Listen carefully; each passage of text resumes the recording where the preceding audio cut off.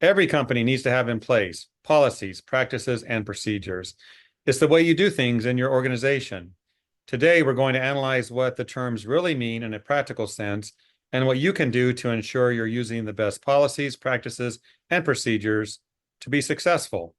And to do this, I welcome a frequent guest, Chuck Violand, founder of Violand Management Associates. Chuck, always a pleasure. Jeff, it's always a pleasure for me. Thanks for having me. Absolutely. Another conversation about forging dynasty businesses. And Yeah, Chuck, this chapter, chapter 9, policies, procedures, practices. and Practices. practices. Yep.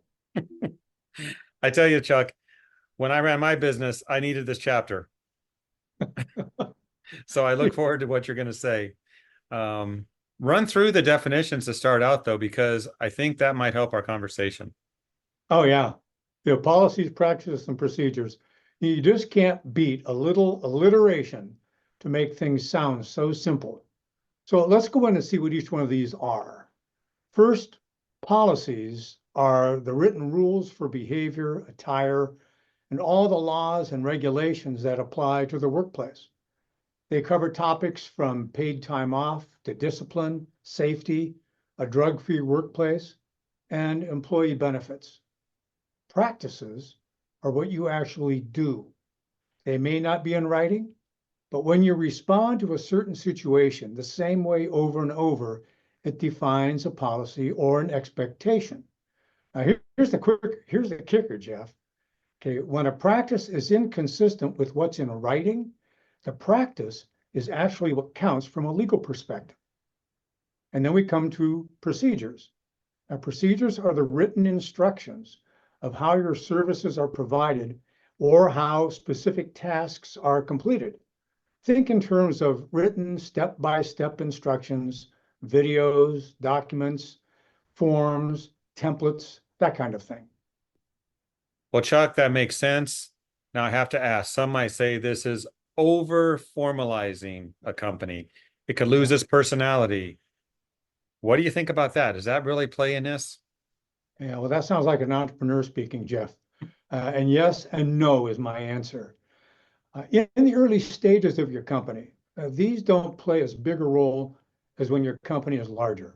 You know, after all, when it's just the owner or the owner and a handful of people, the owner is there either doing the actual work or showing the people how to do it.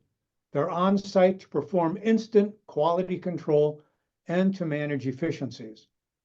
Now, as the company grows, things get more complex. The owner is further removed from the frontline action. So the need for documented policies and procedures increases because the owner isn't there to oversee everything. So do I think that this can over-formalize a company? Yeah, if it's taken too far, I think it can. You know, taking systemization to an extreme where the goal is to make people interchangeable parts of a company's systems is a mistake. But that's really pretty rare. Now, do I think it can cause a company to lose its personality? Yeah, I think it can cause companies to change their personalities, but this isn't necessarily bad.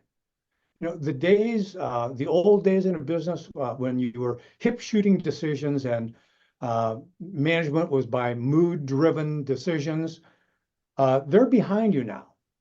What that documented policies and procedures provide, though, is a company that can attract higher caliber people to help the owner run the company. And that in turn delivers a company that's run by the owner rather than the owner being run by the company. All right, Chuck. So a company may have different departments and divisions. Obviously, the bigger the company, the more complex it is.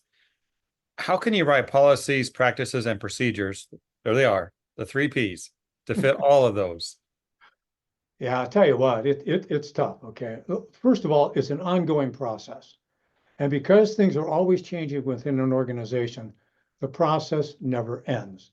So the first thing is don't try to do this yourself.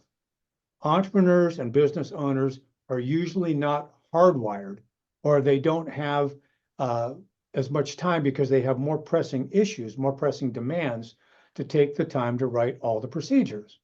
Now, find someone or someones in your organization who are hardwired to do this type of work. Detailed, linear thinking work.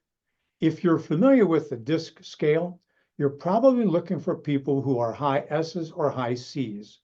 Your job as the owner is to direct these people in the work that they're doing and to support them as they engage in this time-consuming work. Well, that's good stuff, Chuck. Appreciate that. Now, earlier you said the word legal at least one time. Legal.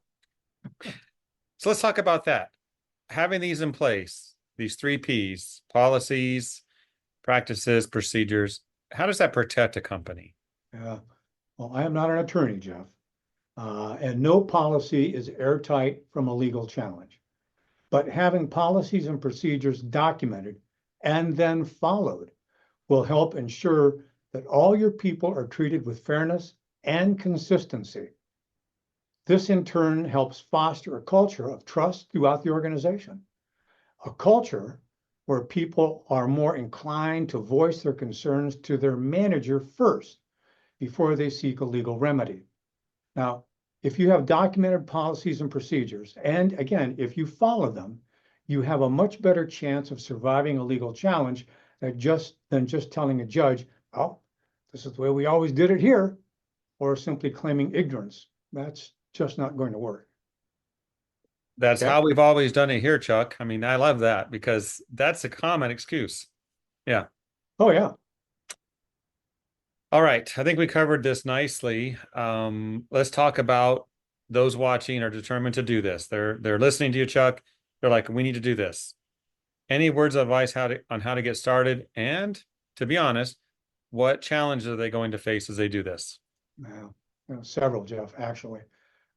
Look, if you're just getting started, the best place to begin is with the policies you apply with recruiting, hiring, and employing your people.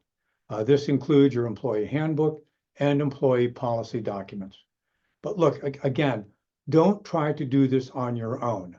The world of HR is too complex to navigate without the assistance of somebody with extensive HR experience. So if you don't have someone within your organization with these credentials, then get help from a trusted outside source. After that, I would look for areas where customer service and internal processes are suffering and resulting in customer complaints, redos, or quality issues.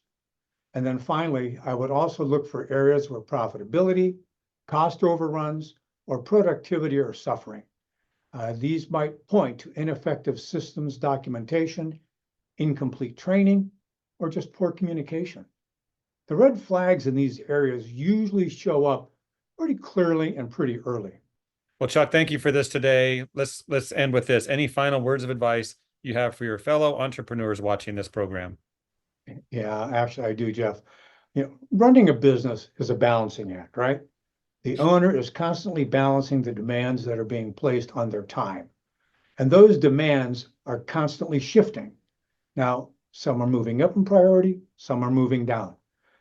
Documenting your company's policies and procedures is really easy to push to the bottom of that priority list until something happens.